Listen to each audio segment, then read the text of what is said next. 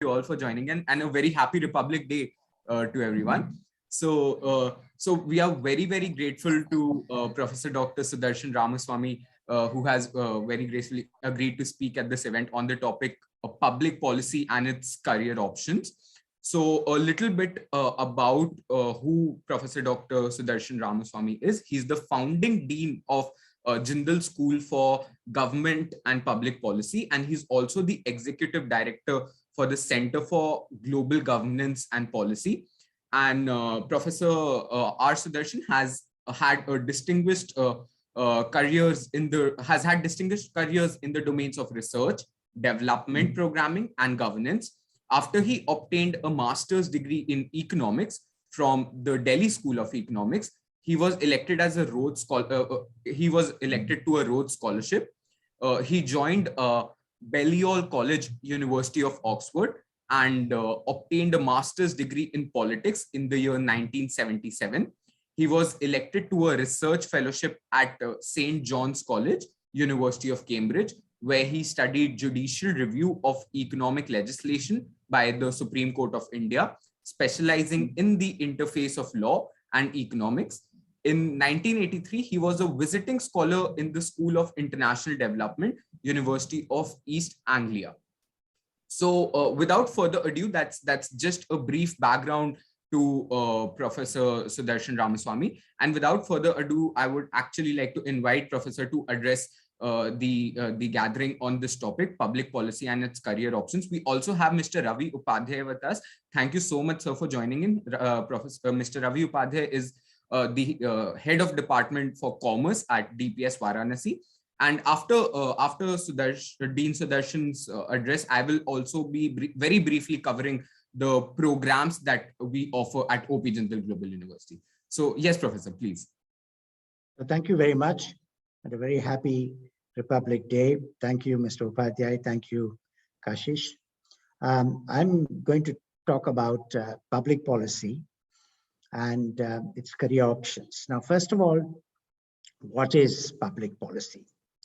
Now, public policy is any measure that is taken by the government to influence the behavior of people.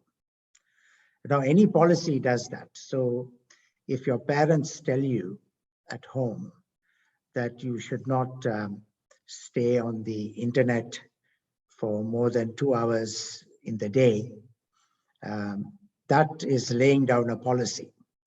Now, you may listen to them or not listen to them, but that's the policy. It is intended to influence your behavior. Now, you may follow it because you respect your parents or because you think it is good advice and sensible, or you may think it is too restrictive and you may not follow it. But when it comes to public policy, which is policy made by the government, you may not have the option of not following it because it is generally backed by a law. And if you don't follow the policy, you are likely to be sanctioned, or you may have to pay a fine or some other kind of penalty. So a simple policy is the road traffic policy, which says that you must stop at the red light, no matter. And whether you look around and say, oh, there's no other vehicle in sight, so I need not stop at the red light, you would be violating the policy. You may think it's the reason the policy is there is, to allow for the smooth flow of traffic. But if there's no traffic, why should I follow the policy? But if you adopted that view, you'd be in trouble with the law. You can be hauled up. So most public policy is made by governments, and most of them have the backing of law. For instance, tax policy says that if you earn an income above a certain amount, you must pay a certain percentage of that income to the government as tax, as income tax. And if you don't do it, you can be in trouble with the state, with the government, because it has the backing of law. So most policies have the backing of law. Now, why has public policy become important in our country as a field of study? In the United States, public policy has been a part of the curricula in universities at the undergraduate level and at the postgraduate level for a very, very long time. Now, the reason is that in the United States, whenever a government changes, whether it is at the local level, the city level, or the state level, or the federal government, we call it union government in India, the central government, whenever the political leadership changes, the policy-making people who advise the political leaders on policy also change in the United States. So they are not part of a permanent civil service. There is a permanent civil service in the United States, but the part of the civil service that is involved in formulating, designing, and implementing policies is changeable every time government changes. And so what people in the United States do is that they generally, in addition to whatever discipline they study, it could be engineering, computer science, medicine, they still would like to do a degree in public policy in order to understand how government works, how policy is made, because someday they may be called upon to assist a government in policy making. So if you look at the United States now, the Surgeon General who is in charge of health policies of the United States government, it happens to be a person of Indian origin, is a doctor, but he's also got a public policy degree. And so doctors with a public policy degree have a greater chance of working with the government, assisting in policy. Therefore, public policy has been a long-standing discipline in the United States, very popular. But it's only in India and in many of the British Commonwealth countries. For a long time, people thought policy making is only the business of government. And so if you're interested in policy, you must first join the government, do the UPSC exams or the state public service exams, join the government, work for 10 or 15 years till you acquire a certain seniority. Then you come to a level of joint secretary, which is the beginning of a policy-making level in government. And therefore, nobody else need worry about public policy. It's enough that people inside the government do public policy. And so others don't have to concern themselves about studying the subject. And for those inside the government itself organizes training programs, mid-career programs. There is the Lal Bahadur Shastri Academy at the start of your career in government, and there are state training institutes, and there are mid-career opportunities. But what has happened is that in India, government has come to realize that it's not possible to make sensible policies and run a very complex, diverse, large country like ours, relying entirely on a civil service that is comprised of generalists. The British style of civil service is that you are a generalist, you're not really specialized in any particular field. You are expected to use your judgment, you're supposed to learn on the job. So one day you may be Secretary Health, another day you could be in charge of atomic energy. So there is no specialization. And in recent times, our government has realized that problems are very complex. There's a lot of uncertainty in the world, and you need more specialized people who have a better understanding of public policy than the general civil service. So what the government has been doing is it is increasingly reaching out to universities, it reaches out to think tanks, research institutions, and asks them to collect the evidence, to analyze the data, and to make recommendations for policy. So policy making is no longer entirely a monopoly of the government today, policy making is now widespread.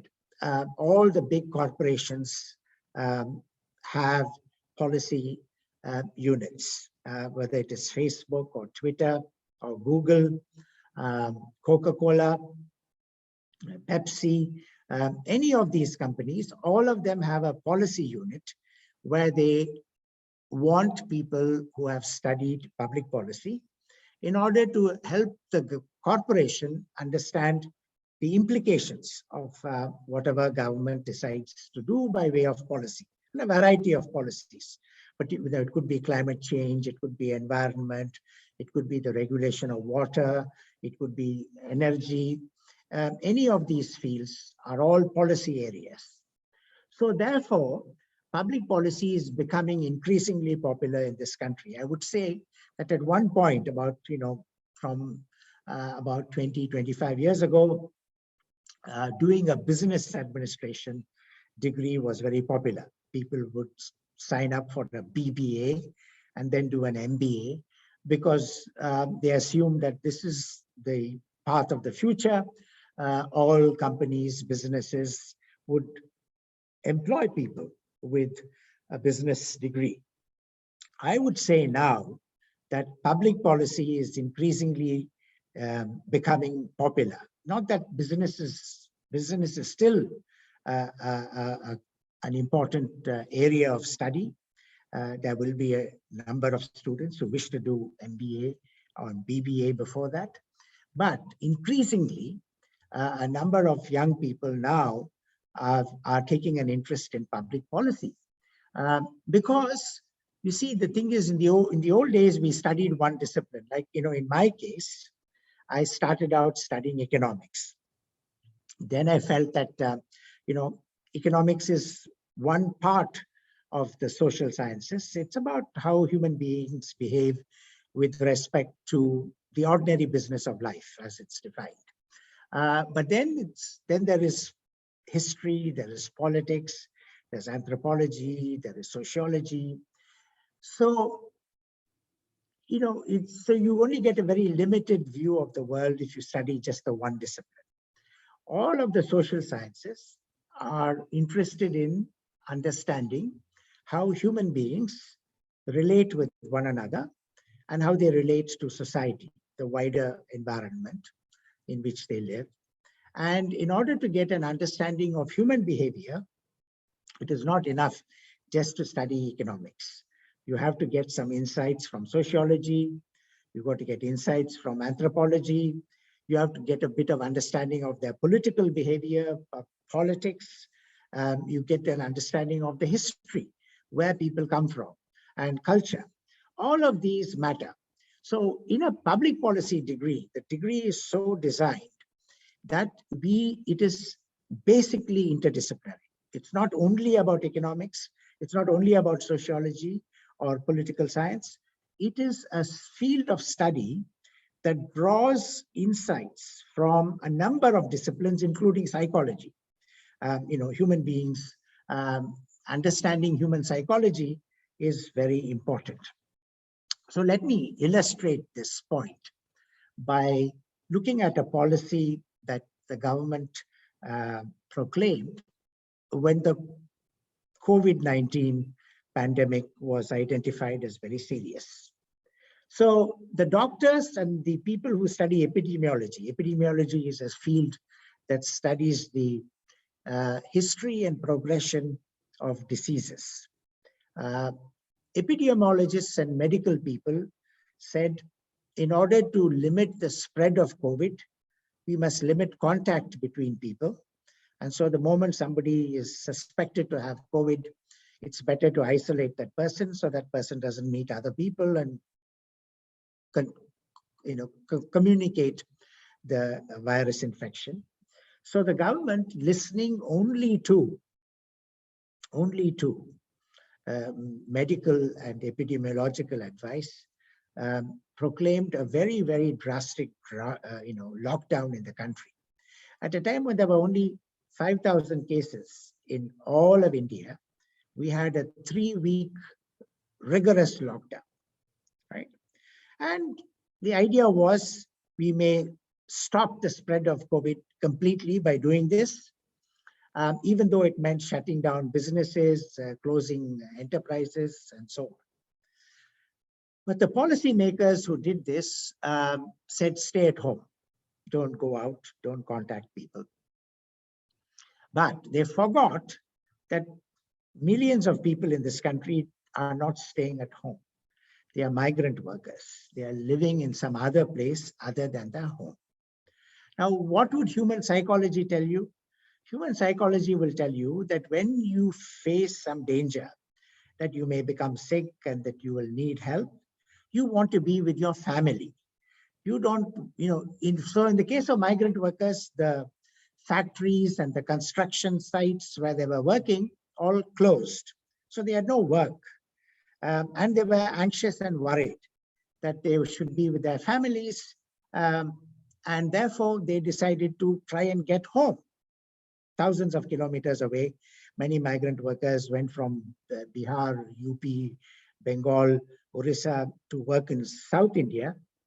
They all wanted to go home, but there was no transport. Rail services had stopped, bus services had stopped. So many of them, as we saw on our television screens, started walking home, even though it's hundreds of kilometers with their children. Now, this shows that when you make a policy to deal with COVID, it's important to get insights from many disciplines, from demography, because demography would tell you who is placed where, who is working in the place where they were born, and who is working in faraway places, how many of them, and so on. So you could have factored that in. You could have said one way of dealing with a danger like a pandemic is to try and reduce the population of cities, send people away from home. This is what we did when there was a big plague in Bombay, in British India. At that time, they put on more trains and more buses and moved people out of Bombay to reduce the congestion in the city. Whereas we forgot that lesson. So it's important to learn lessons from history. So this is just an illustration as to why when you make a policy and you want the policy to work well, you need insights from a number.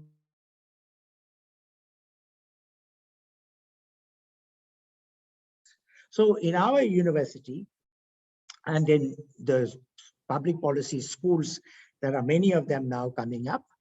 We were the first to start a degree program in public policy. We started with the MA and now we have a BA program. It is basically designed to be interdisciplinary. So, in my case, for instance, I studied economics, then I studied politics, then I studied constitutional law. I spent 15 years in universities, right? Thanks to the luck of having scholarships supporting my education. But that's not necessary to do that. If you design an education program in an interesting way, you can learn in 3 years what I learned over all of this time, 15 years, right? So we've designed the program so that you're not only specializing in economics or only specializing in psychology, but you're taking key insights, knowledge from these disciplines in order to understand how to devise policies, design a policy so that it will work.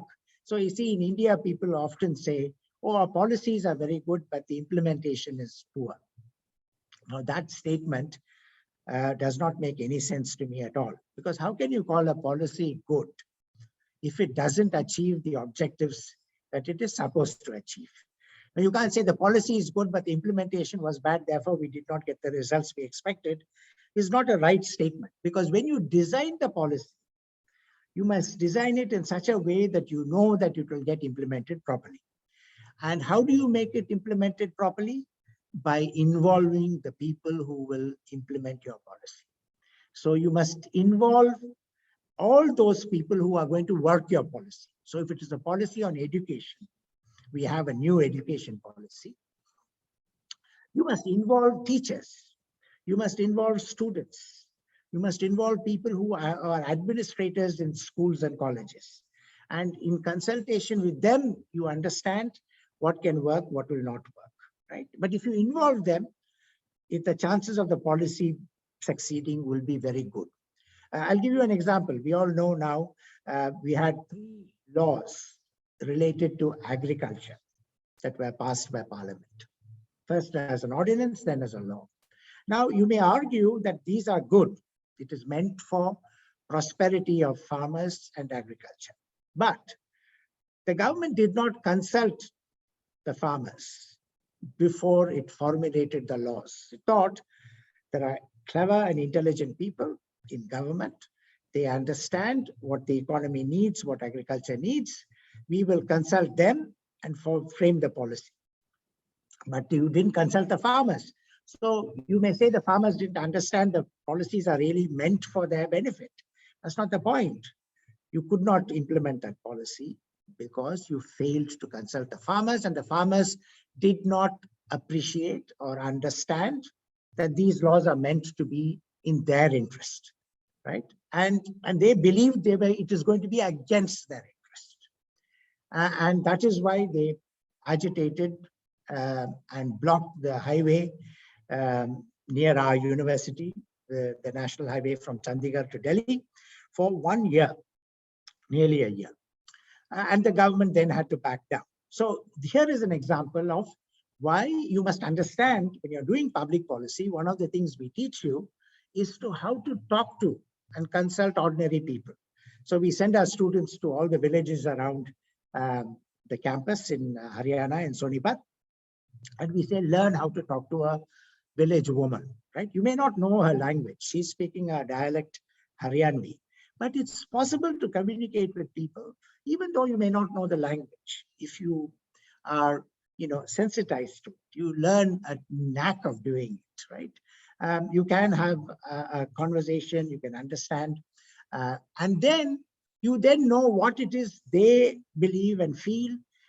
So if it is about, whether schools should be open at this point in time, after 2 years of this pandemic, or whether it is safer to keep them closed, ask parents, ask children, ask students, right? Before you make the decision as to whether you shut down a school or not. In my personal view, I think the last institutions that must be shut down in an emergency should be schools and colleges. You may close other things, but I think the education of children is absolutely vital.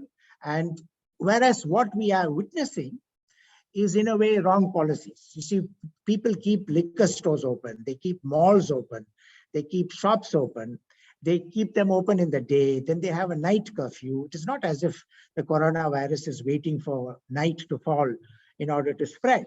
So having a night curfew and keeping everything open in the day doesn't make sense. Closing down schools, within a school or an institution, you can have policies that can protect and keep a child safe. It's possible. So what I'm trying to say is that public policies become much too important now to be left to a small group of policymakers inside the government. And the government itself understands this. And therefore, the government is increasingly looking to, it's looking to corporations. For instance, we have in India, the CSR law, Corporate Social Responsibility Law. No other country has it, actually. We say that all big corporations, those that earn above 15,000 crores, 5,000 crores, should set aside 2% of their profits before they pay the tax for CSR initiatives. Now, what are CSR initiatives? They are all initiatives intended to expand the supply of things that basically people need. Education, health, housing, safe water supply, sanitation, hygiene. These are the concerns that every person has. And so CSR initiatives are meant to help the government supplement or complement what the government is doing in these areas. Now, for that, they value students who have a public policy background, because they know that these students have understood that it's all interconnected, that you cannot deal with health policy without an understanding of some economics, some psychology, some sociology, something about culture, right? Only when you get a sense of all this and you're able to make a judgment as to what might work, can you make it work? And therefore, CSR initiatives of corporations in the country is an enormous employment opportunity that's opened up. And in that space of employment, the most valuable qualification that anybody could have is a public policy degree, at the undergraduate level or even at the postgraduate level. Ideally, what should happen in my view is that you do an undergraduate degree in public policy, then you go and work for a year in one of these institutions. It could be a research think tank, it could be a CSR initiative of a corporation, it could be doing an apprentice or an internship in a company, and then once you've had some exposure to the real world, you go back and do a master's degree. It could be that you want to do a master's degree in some other subject, and it's fine. You could do it in economics or politics, but or public policy. So I'm very excited about the prospects that have opened up for the field of public policy. We had not when I was finishing my high school and decided to study economics, there was no such thing as public policy. I didn't even know what it was. And so I did conventionally what people do. You study commerce, BCom, you do BA in economics or BA in sociology or political science or something like that. But now you have this opportunity of studying public policy, which is designed to be interdisciplinary. So it means that you will learn the key insights from economics. You will learn some key insights from psychology. And even within the disciplines now, people understand that it's no longer sufficient to be focused in one discipline. So if you look at economics, economics is now increasingly drawing a lot from psychology. There's a field of economics called behavioral economics, where you understand how people behave. A good example of that is, suppose I put a sign on the road, on the pavement where people walk, look right before you cross the road at the road crossing. It just says look right, right? Now, because you see the sign look right, human psychology is that you will look right, automatically by reflex. But then when you do look right, you can see the oncoming traffic and you can cross the road safely because you will know then when to cross and when not to cross. But if you don't look right and see what the traffic condition is, you may forget and you may just cross the road and be in danger. So this is a simple thing. It's called a nudge, something that nudges you to behave in a particular way. And so a lot of public policy is about how to nudge people to do the right thing, to follow the policy, how to nudge them to follow traffic rules, how to nudge them to pay taxes, how to nudge them to have, sanitation, safety, how to nudge them to separate their garbage into organic waste and other kinds of waste so that it's easier to dispose of garbage, waste management is done, how to conserve energy so that you do your little bit for sustainable environment and climate change. So all of this is what you get when you study public policy, insights into doing these things. And what we train you to do is to use your judgment. At the end of the day, we all know that the things that we study in the classroom and, formulae in maths, theorems in physics, you forget. What education is meant to do is to make you a certain kind of person. That is a person who has some values like integrity, honesty, a respect for truth, compassion, empathy, concern for the people who are less fortunate. All of these is what you should cultivate ultimately in education, right? And you use your judgment. What should we do in these circumstances? given these conditions, given the information that I have, what should I do? Now, that is training your mind to make what you call a practical judgment to solve a particular problem. Now, you may have a problem because you've been good friends with somebody and then there's been some misunderstanding and that friendship is in danger. Then you want to solve the problem, you want to restore the friendship, you use your judgment as to what you should do. So that ability to use practical judgment is what education in public policy will leave you with. Although you would have learned and understood how to deal with issues related to education, health, environment, climate change, all that, that's all very good. But if you study this subject, this field, I shouldn't even call it a subject. Economics is a subject. Public policy is a field of study.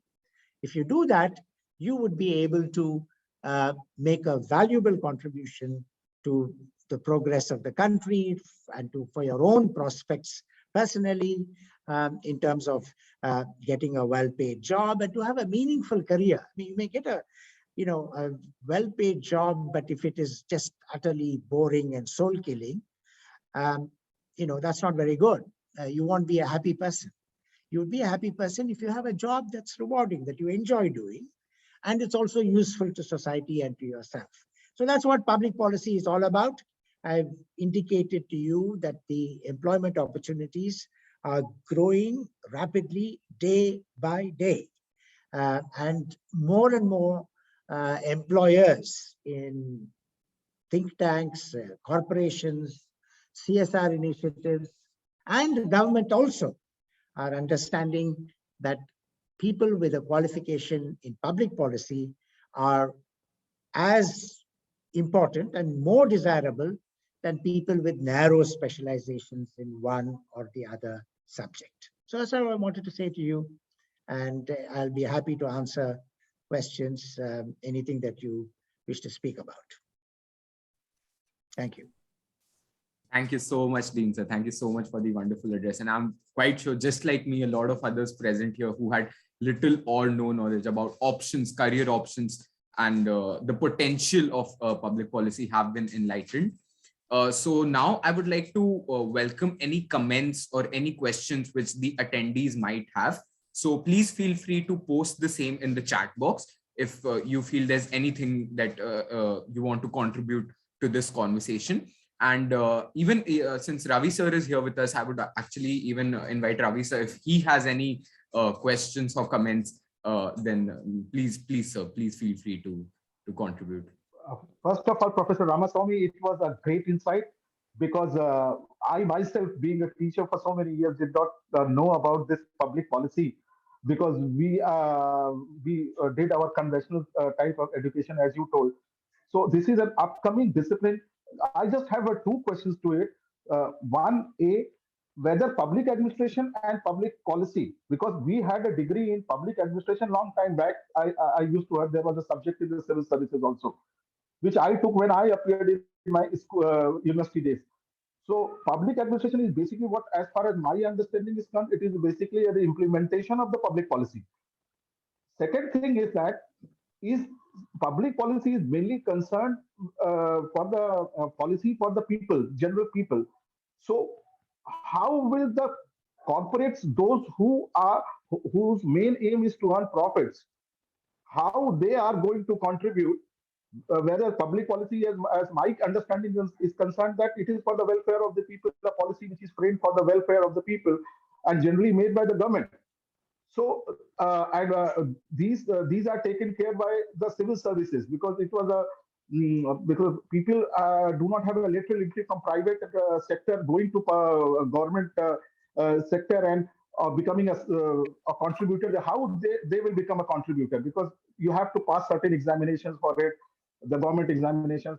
So with a degree, can people from a private sector working in a corporates for many years, and now they want to contribute for the government, how it will be done? My questions may be too long, but no, they're excellent questions. I'm very glad you asked them, because we have to have this clarity. Now, public administration has been an old discipline.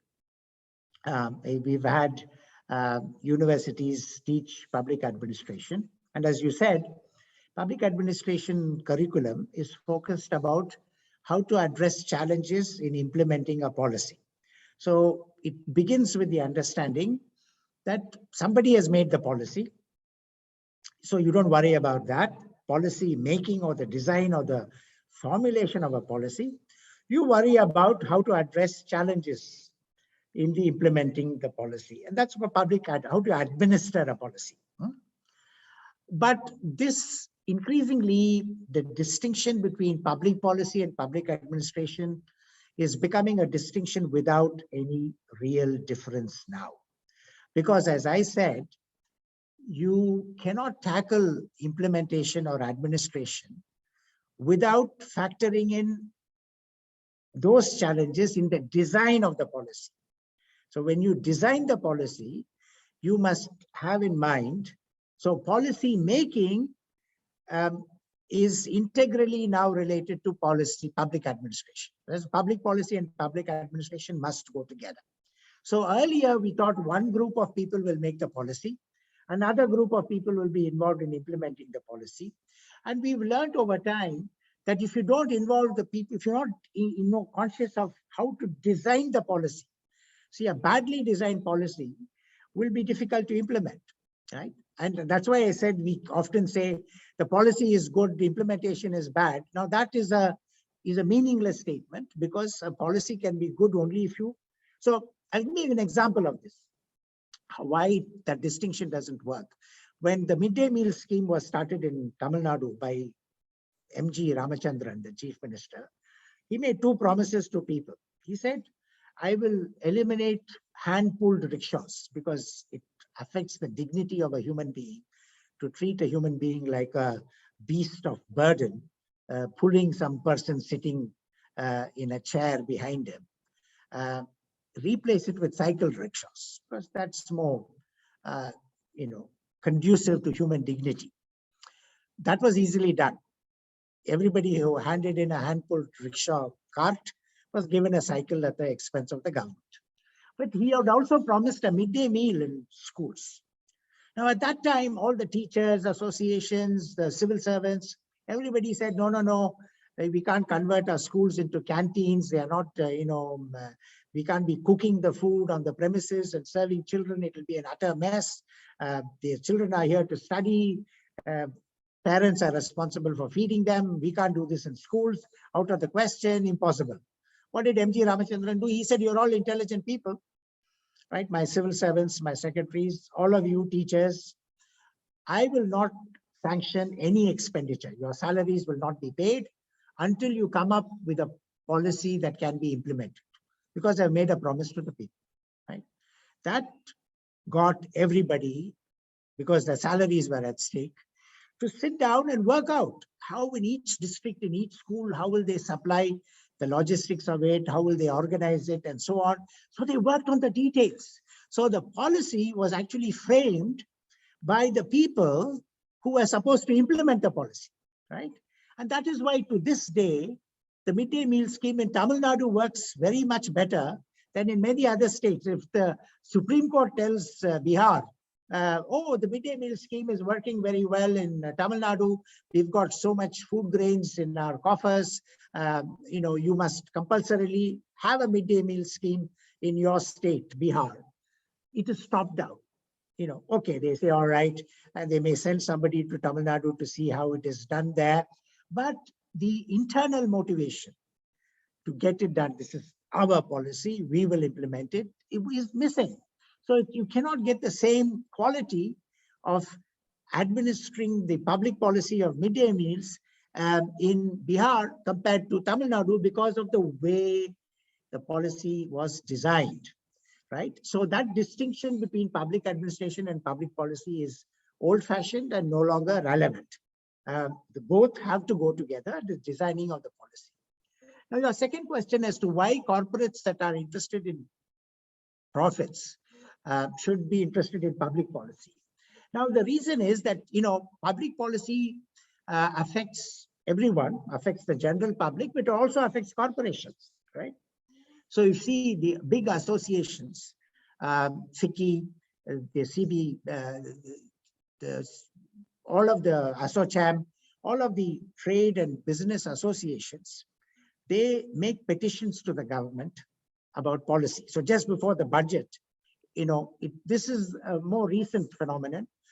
In the last, after 1991, the government consults corporates for advice on policy before the budget is presented, right? There is a meeting or more than one meeting with the finance minister, with all the commerce minister, with corporates to get their inputs as to what should be the trade policy, what should be the tariff, what should be the corporate taxation rate, should you increase the tariff in some cases, reduce it in some cases, what should be the policy on land acquisition. All of these corporates are asked for inputs. Now, because they are asked for inputs and they know they can make a difference to the government's policy, they employ people who can help them with public policy formulation because they are called upon to give this advice. So they employ people. That is why all corporations now have a public policy division. And they employ our graduates because, so one of them has just recently joined Coca-Cola, one of the first batch of my students. He was earlier with the Indo-American Business Center for advice, right? So this is one area. The other area is these corporations run CSR initiatives. So they have a sustainability division. So all corporations are concerned that they should be seen to be doing their bit for climate change, environment, and so on. So they have a unit where they employ people with public policy background because, in the end, the money that they spend on CSR is really in designing and helping people start new schools, start skills development programs, start health clinics, mobile clinics, whatever. So in all of this, there is an element of they are making policy because they've got the money. They can make the policy and spend the money according to that policy, right? Because they've been asked, forced by the government, by law, to spend the money on CSR, 2% of their pre-tax profits. So they have to employ people to do the job because the MBA types will be interested in how to increase the sales, how to reduce the costs of manufacturing and production, and so on those strategies. But the CSR part of the corporations and the policy part of the corporations need public policy graduates. So that's why corporations, even though their primary goal may be to increase profits, are now increasingly looking to people with a training and a background in public policy. You have to unmute, sir. Yeah. Sir, thank you, sir. Thank you very much, sir. It was very well explained. Now I have understood. My another question, which is of interest of the children. This question I'm asking on the behalf of the children, because these days, until and unless you are able to monetize your knowledge, people now in the society will not regard you as a successful person. So the children would be wanting to know that after doing a bachelor's, taking a bachelor degree from public policy, what is the scope of the employment opportunities and what will be their average salary initially?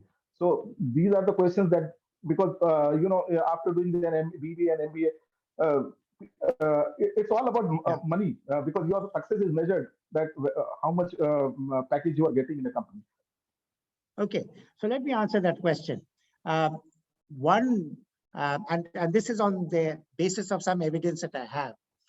One area where there's, and this is happening in every state in India now has some kind of a fellowship program for students who have become graduates. Delhi, for instance, has the Urban Leaders Fellowship, the Chief Minister's Fellowship in Haryana, the Chief Minister's Fellowship in Jharkhand, in Telangana, in Karnataka.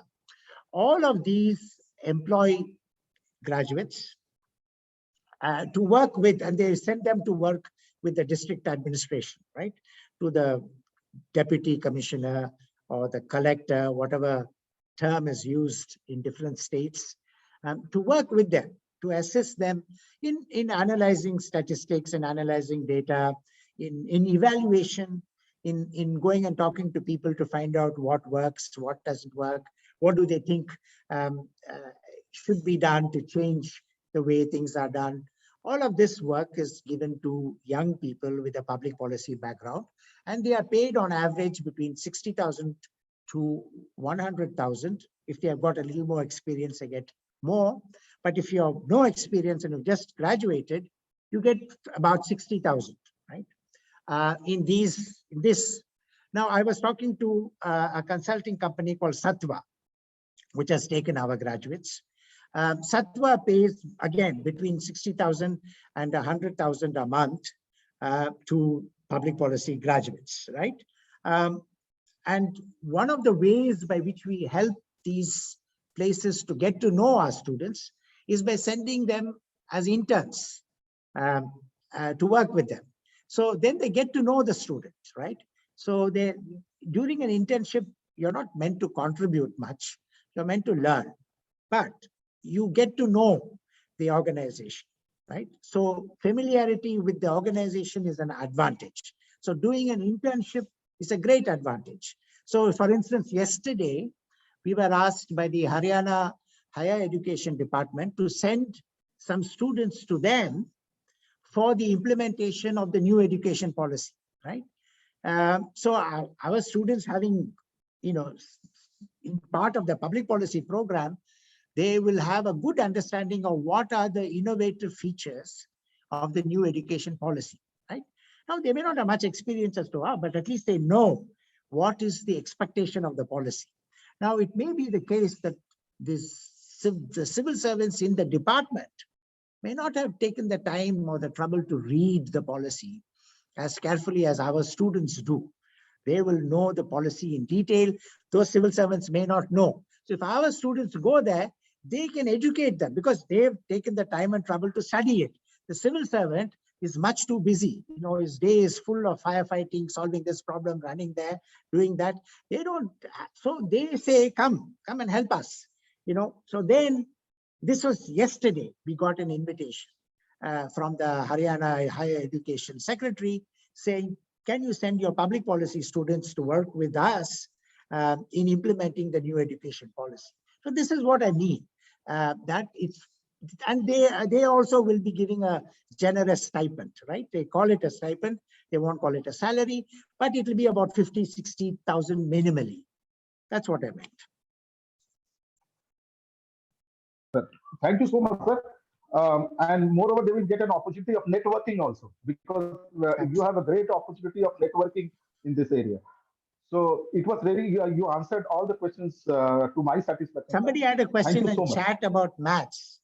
Now I have to, if you do economics, the honors degree in economics, you have to have maths because now mathematics has become the language of economics. It's not mathematics. It's not very high standard mathematics, but economists now, when they publish an article, they use mathematics as a language to say what they wish to say.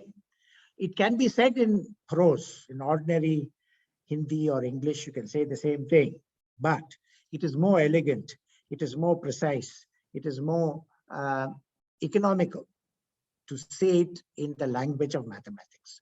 So if you're doing a BA honors in economics in my school, you have to have mathematics. But if you're doing a BA in public policy, you don't need mathematics.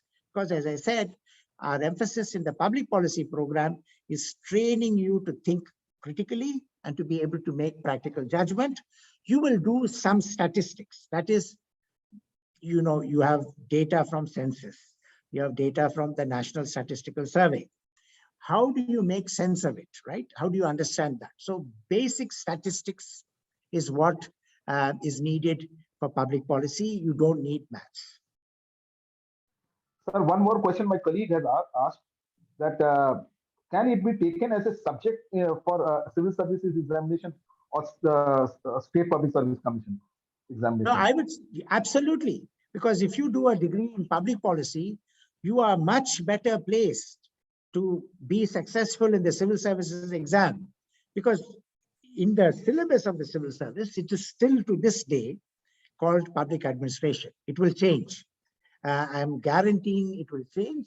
They will call it public policy because the Prime Minister has appointed a commission called National Capacity Building Commission with 3 prominent people to review the curriculum of the UPSC related to public administration and to review the curriculum of all the training programs in the Lal Bahadur Shastri Academy and in all the state administrative institutes.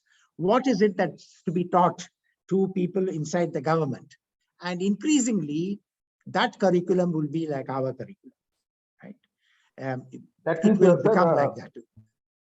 So if you do public policy, I think you would be better off than if you just did one discipline in the civil services, and particularly at the interview stage, right? You can take Sanskrit and qualify for the interview, right?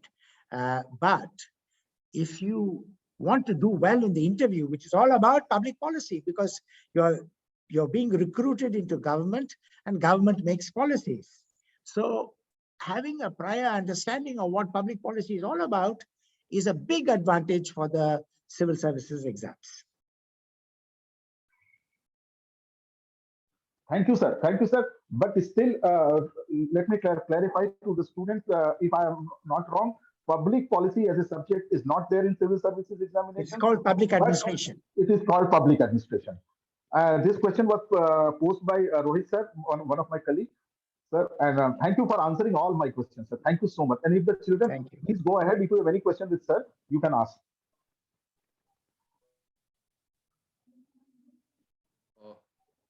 I'm glad that we could have a conversation on the topic. So I'm quite sure that this was very beneficial, very fruitful for all the attendees.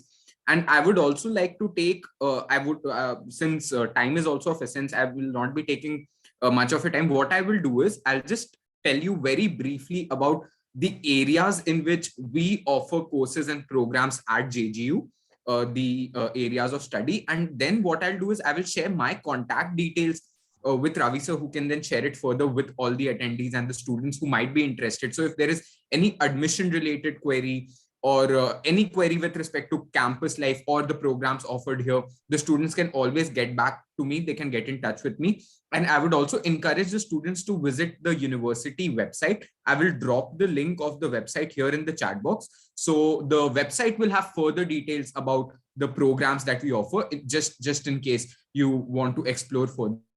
So very quickly, currently we are offering 35 programs at the undergraduate level, which are divided across 12 different schools or departments, as you might want to call them.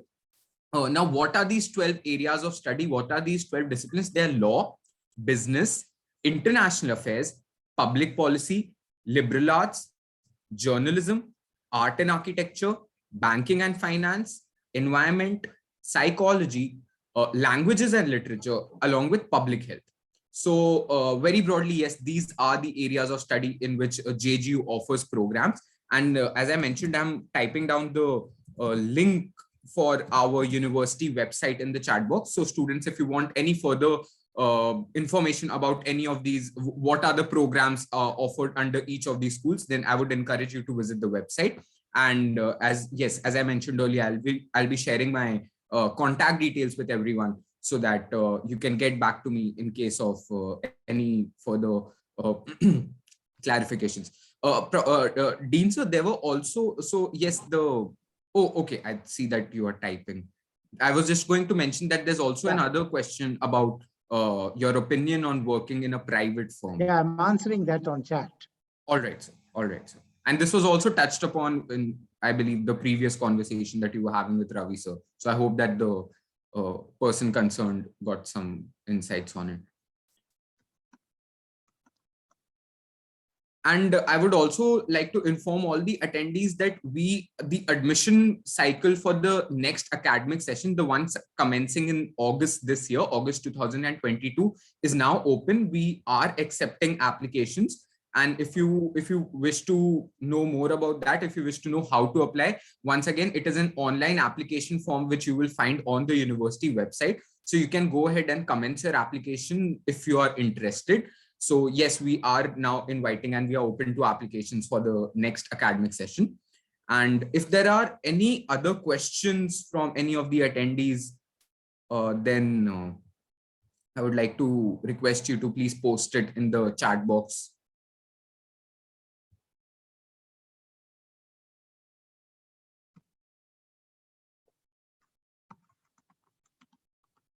And Dean sir has also answered the question which was raised in the chat box. So I hope that that is helpful for whoever asked the question.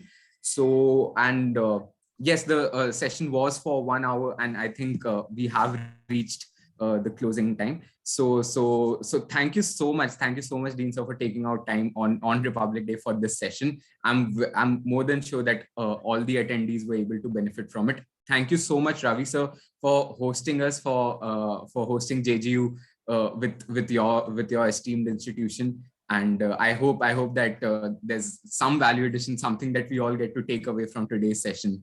So thank you so much, Ravi sir.